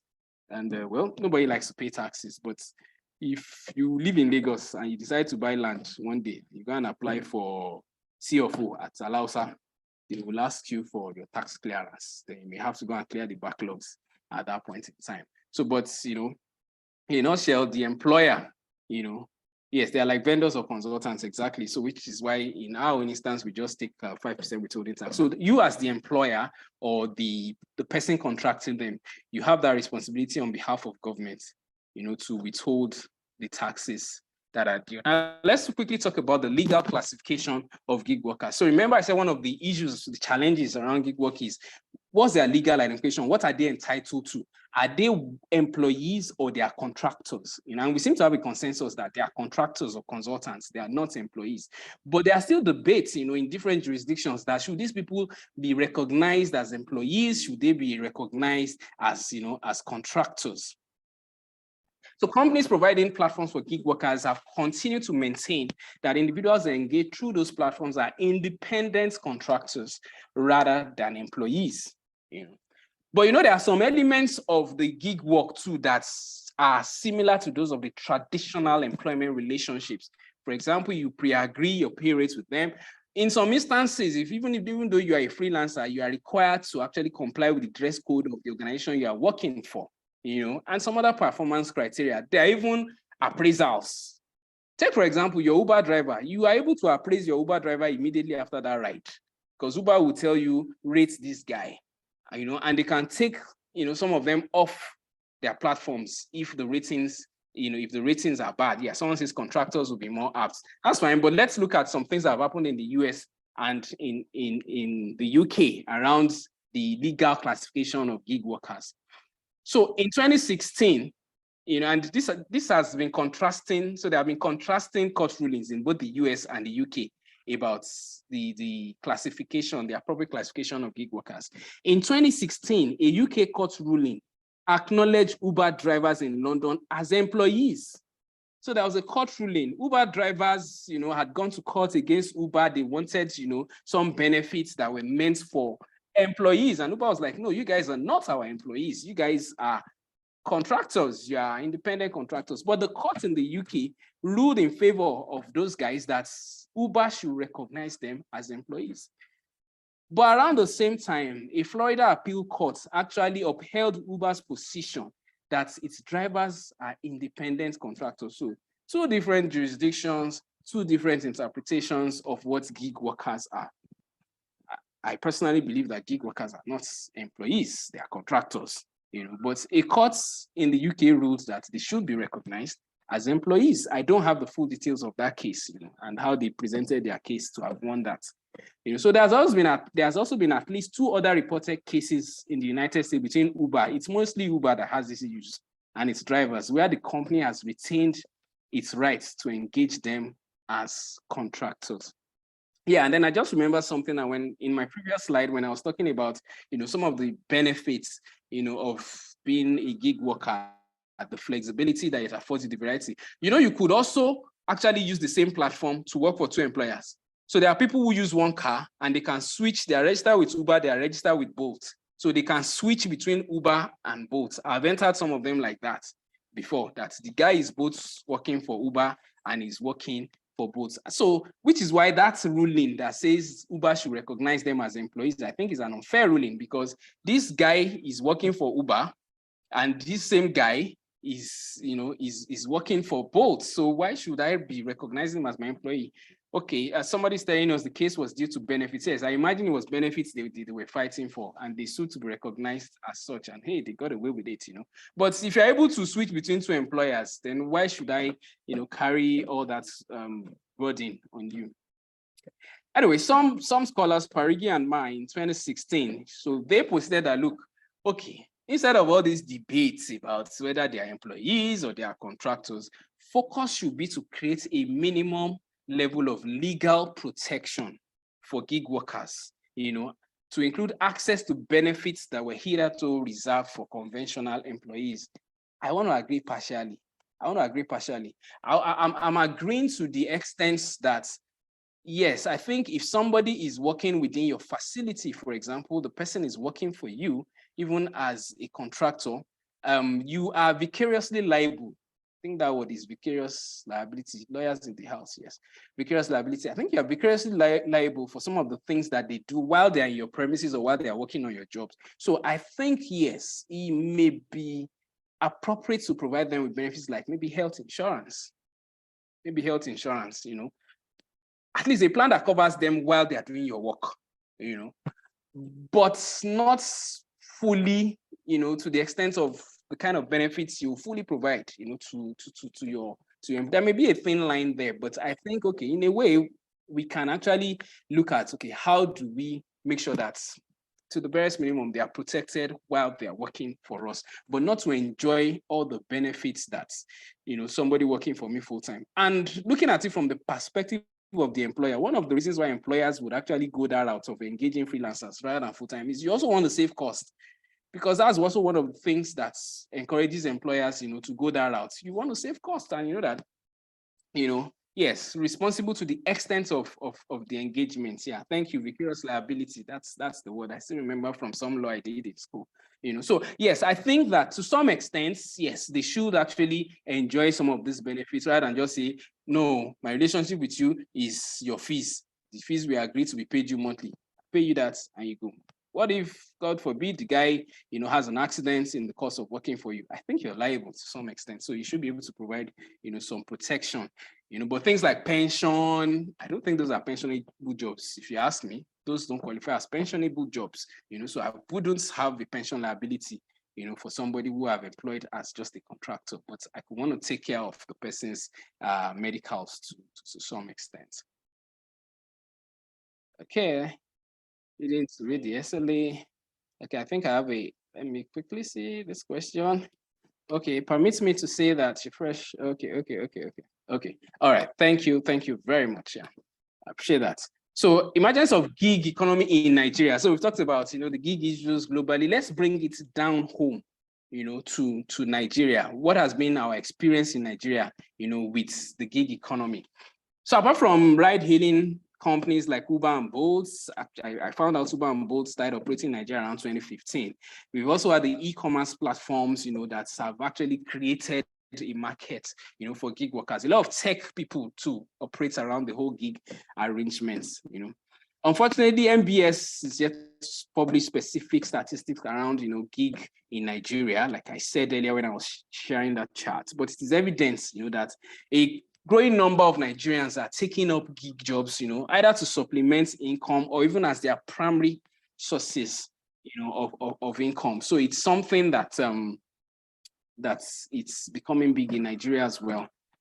Companies are also finding gig workers as cheaper alternatives. Yes, we talked about it from the perspective of the employer. You just see that as instead of hiring somebody full-time with all the attendance benefits that has to go with this, I can just, employ a freelancer who does what I need and then goes home. So and it's increasingly common with technology and media jobs. A lot of these OAPs, on-air personalities, they don't work for, if you hear their voice on Cool FM, the guy is not an employee of Cool FM, not necessarily. You probably still hear his voice on Brilla FM, the next morning and all that. So a lot of them actually move around, as gig workers as well. So that happens a lot with technology and with media jobs. Nigeria is still largely an employer's market. It's true, because the employers, especially from the older generation, if your employer is a baby boomers are still in the workplace, baby boomers or the Generation X, some of those people believe you must work under my nose, but with COVID and then with considerations of, okay, the cost benefit analysis, I can pay less for my office space, I save money if I actually hire this guy as a freelancer. It's actually people are beginning to embrace that model, a lot more. Yes, before COVID-19, we had ushering gigs for events, and speaking of OAPs, so OAPs do a lot of MC gigs, a whole lot of them. So those are gigs that people do in Nigeria too. So it's actually something that is becoming big in Nigeria. So now to my case study. So when I was doing my MBA, I had a very interesting idea.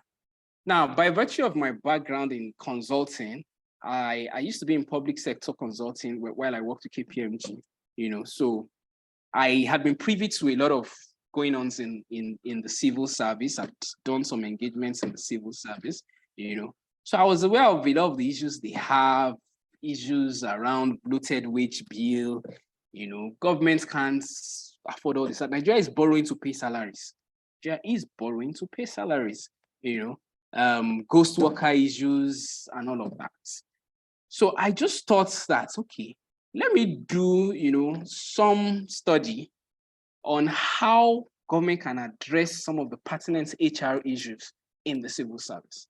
And what I looked at was the bloated workforce of the federal civil service. And I just had this radical idea that, okay, let me look at how possible is it for us to actually, for governments, instead of hiring full-time workers for every job, let them start engaging gig workers. That should actually reduce government's wage bill.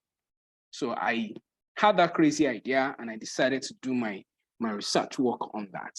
And that's part of what I'm going to be sharing. What I found out about the challenges. I won't conclude by saying it will work or it will not work. I will share what I see as what I found out are the major challenges. And then we will round off by discussing about it and see if we think that it can work or it cannot work. And then I also look at what are the benefits if government, is able to pull this through. Yeah, it just reminded me of my background that I studied building. Okay, I'll tell how I transitioned to HR. All right. Okay, I'll talk about that before we finish. So let's look at the civil service. So Nigeria's federal bureaucracy, there are a lot of issues and challenges, poor conditions of service, low remuneration. Have you seen the salary structure of the federal civil service? It's appalling. But the higher you go, there are some benefits that you get outside of salary. You are able to travel, you can go to school. So yes, it could be sweet at some levels. It could be rewarding at some levels. But before you get to those levels, man, so the conditions are really poor. Ghost workers. It's one of the things that has led to the proliferation of ghost workers. So somebody is here. He has registered, he has put his child and his cousin and his brother on government payroll, and they are all collecting, salaries. That has been a major issue, which government has over the years tried, to tackle with IPs, and all of that. It's one of the issues that ASU is fighting with government about. ASU doesn't want to be on IPs. Government says somebody's employed as lecturer at OAU, and he's collecting salary at OAU, then he goes to Ibadan, UI, he's lecturing and he's collecting salaries. I actually believe that if you're employed primarily in OAU, and you are also doing some gigs in UI, you should get some compensation for that. And I hear that, yes, that's actually possible. That I stand to be corrected. The government is not saying they can't be, but it shouldn't be the full salary. It should be some other kind of allowances. Yeah. So IPs weeds out all of those things, but ASU says no, IPs has reduced our salary. We have come up with our own solution, UTAS, they call it, and all of that. Anyway, so there's been issue of ghost workers, over bloated workforce. That was actually the one that I was looking at with my radical thoughts around bringing gig jobs into the civil service, over bloated workforce. At times you wonder, does government need to hire all of these people? You know, if you live in Abuja, so I live and work between Abuja and Lagos, you know, at times you're in Abuja, you see a car will drive with a government plate number. You look at that plate number, you are seeing something commission, something agency, and you're wondering, what do they do there? Is this necessary at all? Or you pass by one building, you see their signboard, National Agency for whatever, and you're like, why did we have to create this? You know? So you have a lot of all of those proliferation all over the place, which has bloated the workforce. Or like, take for example, and with due respect to her, Bike Dabiri's Diaspora Commission. If you ask me, I think that I appreciate to some extent what they're trying to do, but we have a Federal Ministry of Foreign Affairs. At best, that Diaspora Commission should be a department in the Federal Ministry of Foreign Affairs. That's my thinking. We didn't have to go and create a whole new commission, staff it, give them an office, pay salaries, pay electricity bills. You know, those are things that bloat governments overheads, and today Nigeria is borrowing to pay salaries. Huge pension liabilities. You know, I believe that the best reform, the most impactful reform that we have done, that the government of Nigeria has done, is the Pension Reform Act of 2004, because that's defined benefit scheme. That defined somebody saying their whole lives. Okay, you know, that defined benefit scheme, government was not going to be able to fund it.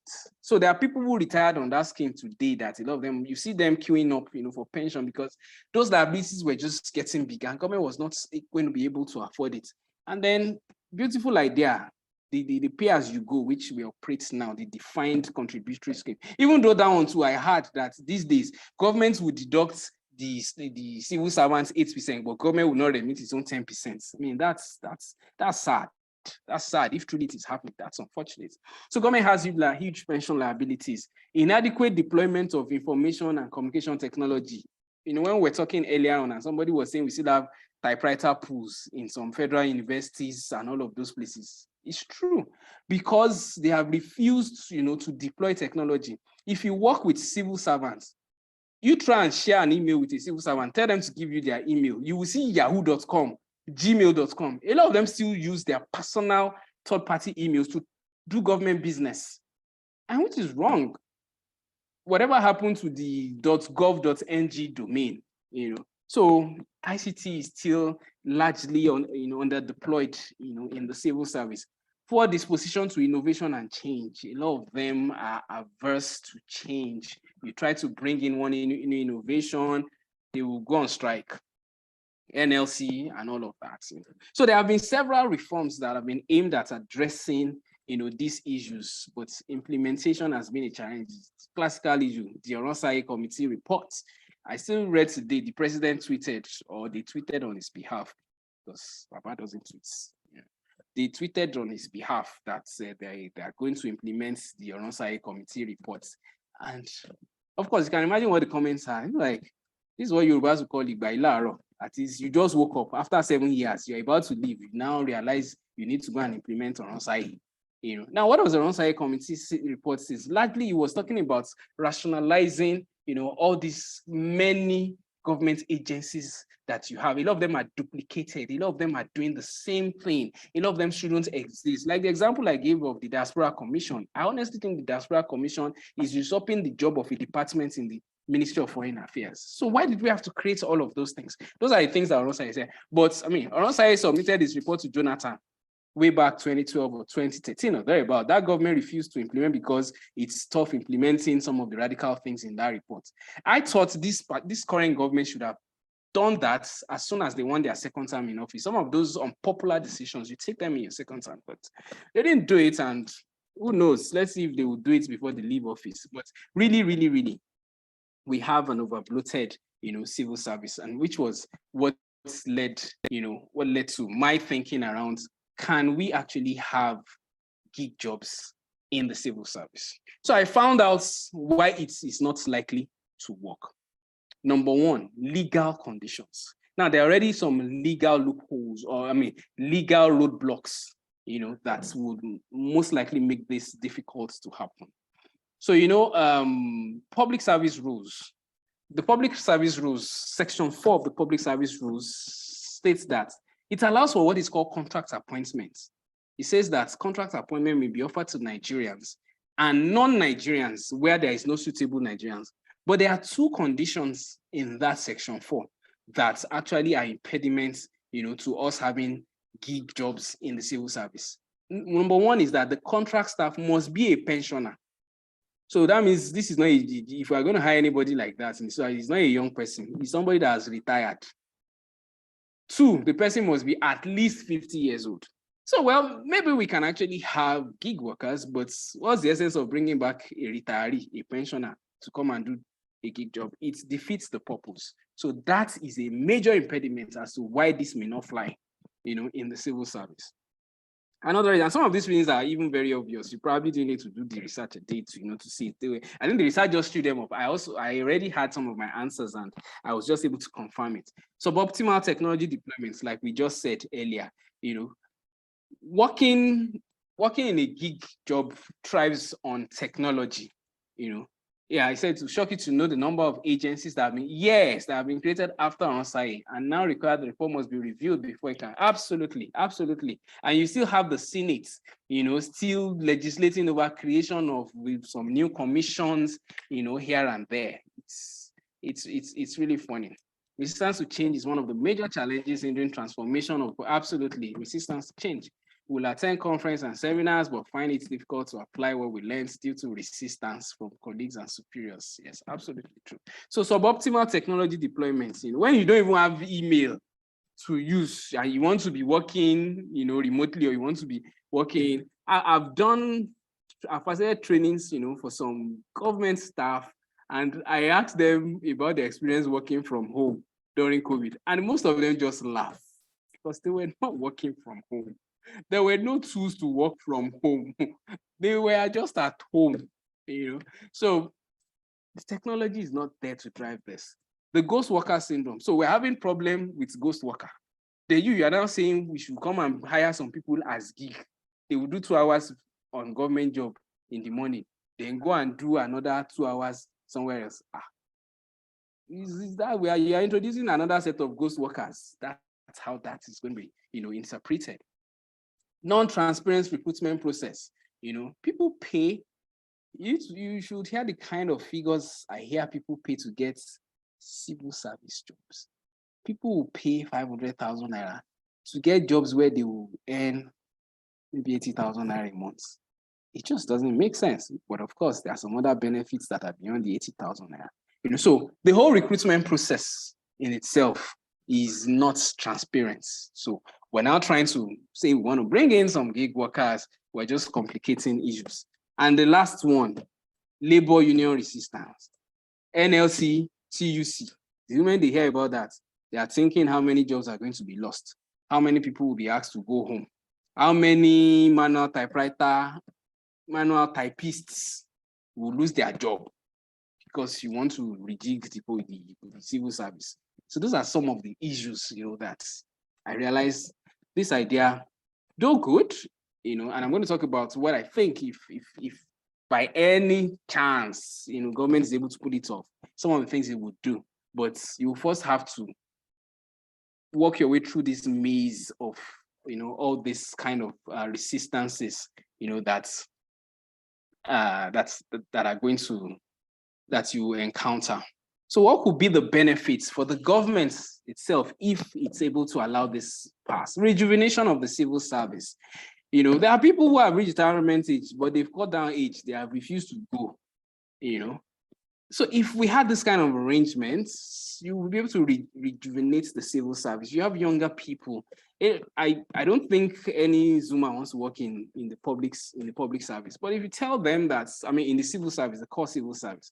But if you tell them that, okay, you know what, you can actually do this maybe 3 hours a day, then go do some other stuff, they may be interested in it. So we're able to rejuvenate the civil service if that idea is allowed to fly. Reduction in government's wage bill, absolutely. So you don't have to keep, people on government's wage bill who are really not adding any value. When you can actually have maybe 2 or 3 people doing the work of 20 people, and without earning full time, without drawing pension for governments, they're not going to ask you for gratuity when they're going, that will reduce government's wage bill. Improve the efficiency in the service, because younger people are able to enter, bring in fresh ideas, and then there is a lot of efficiency.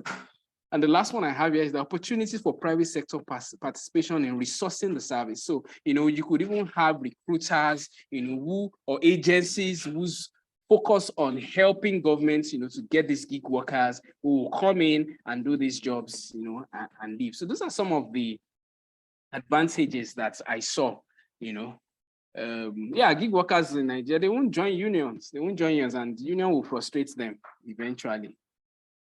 So finally, I mean, it's been a nice time riding with you. I just have two questions, which are my concluding thoughts, and we can drop our answers in the chat box.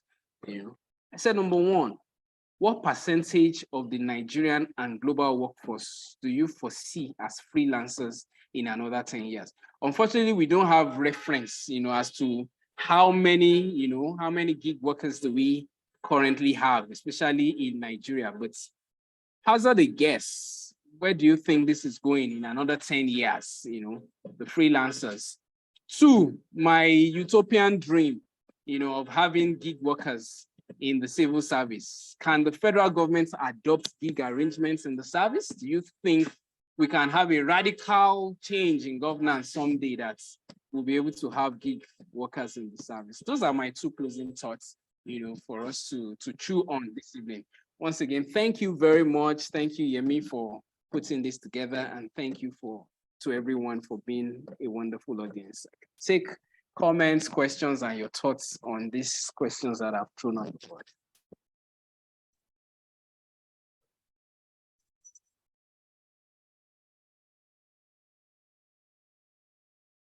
So, Yemi, do you want me to talk about my transition to HR now?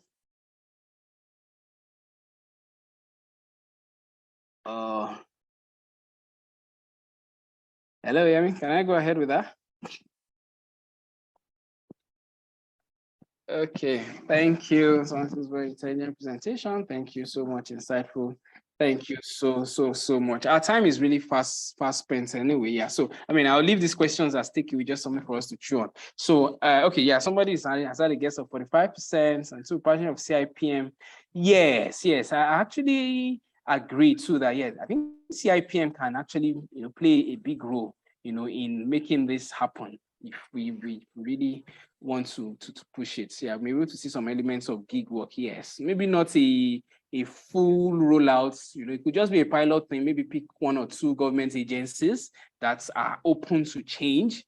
Try it out in those places, see how it works, and then scale it up from there. That's true. But honestly, government really needs to drive down its wage bill. The workforce is bloated. You have too many people who are really not doing anything.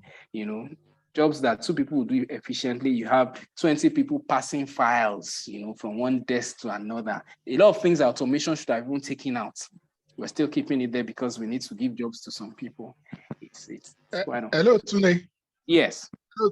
Yeah, just before you answer the final question, which is your transition, there are a few people I honestly must celebrate on this platform tonight.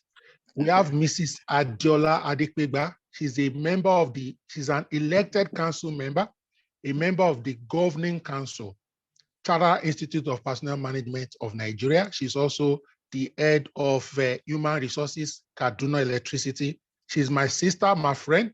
I appreciate you. I don't take your presence for granted. Yes, she's a member of the HR Mentorship Group, and she always finds time to join us. I also like to celebrate a few other people we have on our call.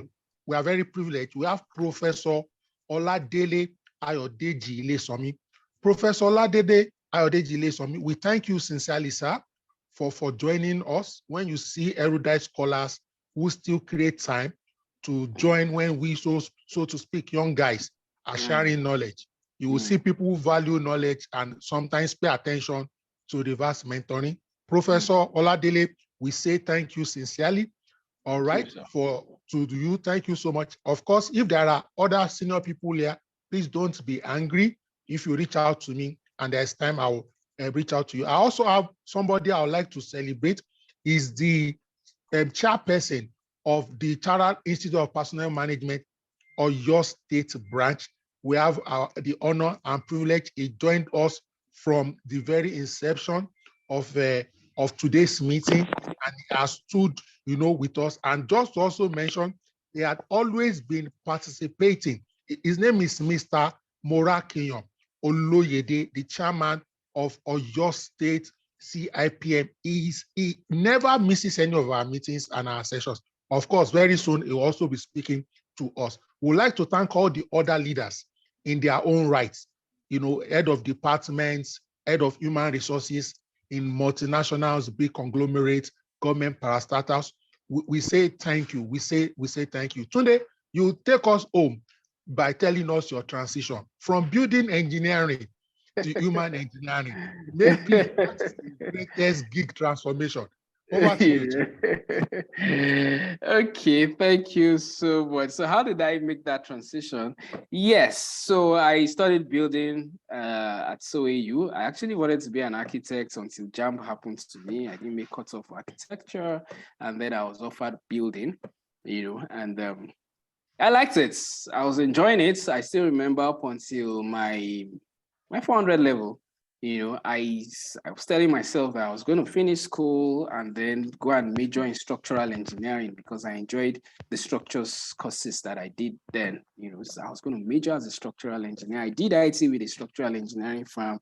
I worked in some of the biggest, I did ITs, with Costain, putting up some buildings that I still see today in Abuja. And I'm like, hey, I was part of the people that built that, the TED Fund building in Metama and the revenue mobilization head office to somewhere in the central area. I worked on those projects, as an IT student then. So I was enjoying building until I think that was like maybe towards the end of my 400 level, just after finishing IT and going back to school to start final year. I just started wondering, do I want to spend the rest of my life working on a construction site? Even though I loved it then when I was on site, I got back to school and it wasn't fun to me anymore. And at that point, I decided, what, I think I want to work as a management consultant. I think that's what I would like to do. And then KPMG came to school and they came to conduct tests for people who were on 2-1 first class. I was on 2-1, and then I wrote the KPMG test. I passed the KPMG test, myself and my very good friend who is in Canada now. And then we wrote the test, we passed, and then I was waiting for KPMG. I graduated, I went to serve. KPMG hadn't called back, but that interest in management, even though I didn't understand fully what management consulting was about, but I just decided I don't want to go and be working under the sun on a construction site anymore. I want to be going from one office. Okay, yes, now I remember. So I had a senior colleague who had graduated from the same department. In fact, he had the first class. He was the first guy to have a first class in building, who was working at KPMG.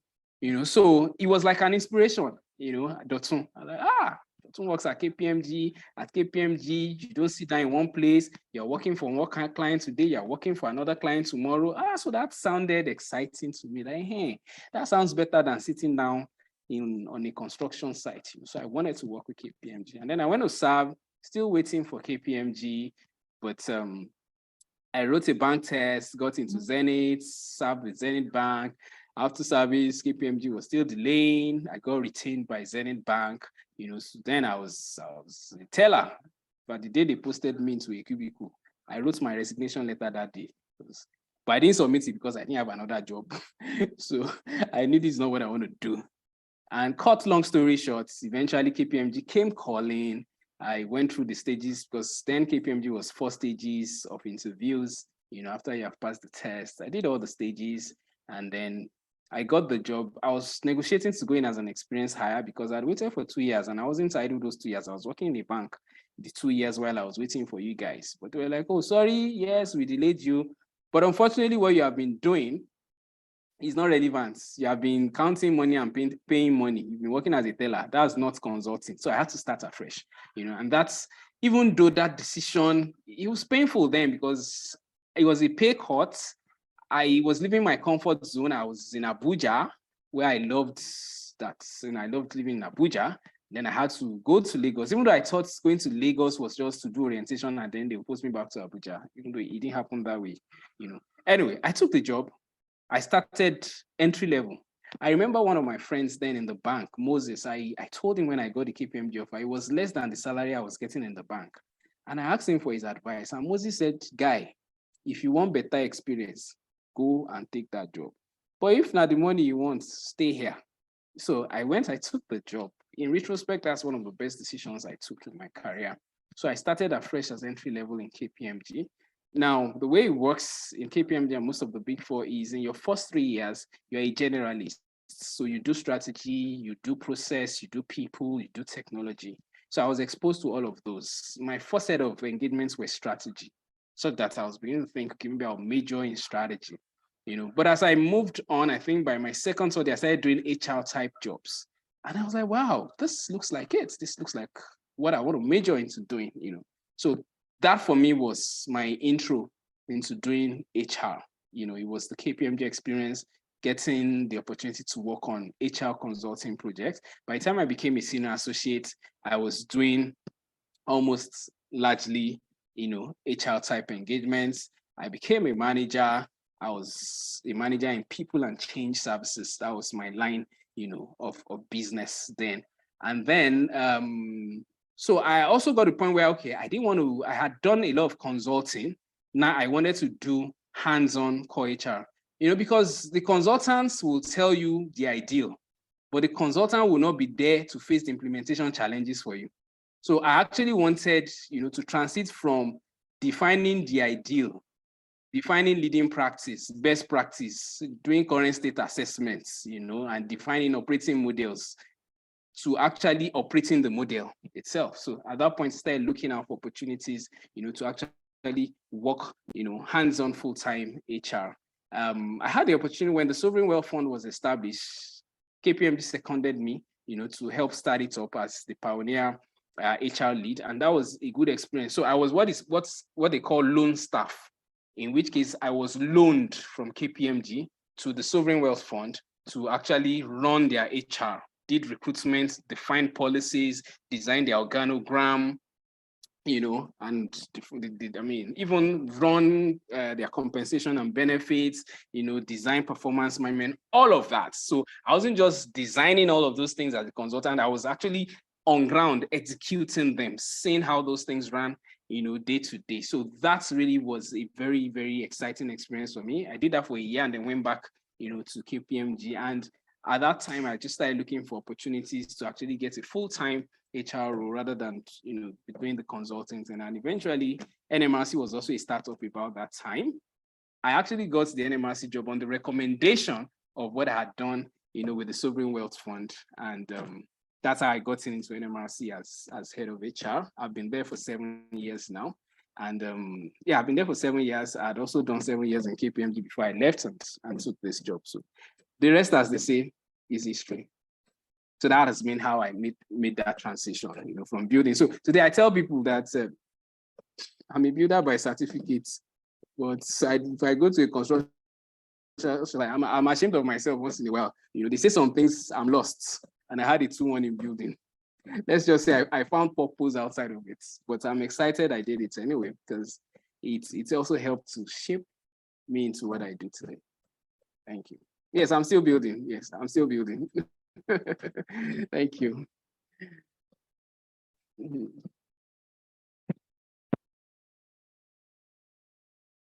Okay, Yemi, I guess, is Yemi muted? I know you're talking, but I can't hear you.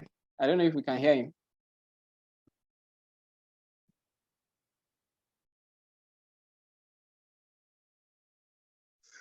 Thank you so much, Tunde. Thank Hello, you everyone Tunde. yes, I can hear you. And I'm also thanking everyone for the comments. I really appreciate it. Yes. So, thank you. So we can call it a night now, so that Tunde will not use his building knowledge to affect the foundations of our houses. Thank you. We have another session tomorrow, 7 p.m. with Leslie George. Please be there. Thank you, everyone. All right. Good Thank night. you. Bye. Have a good Bye. night, everyone. Yeah. Good night.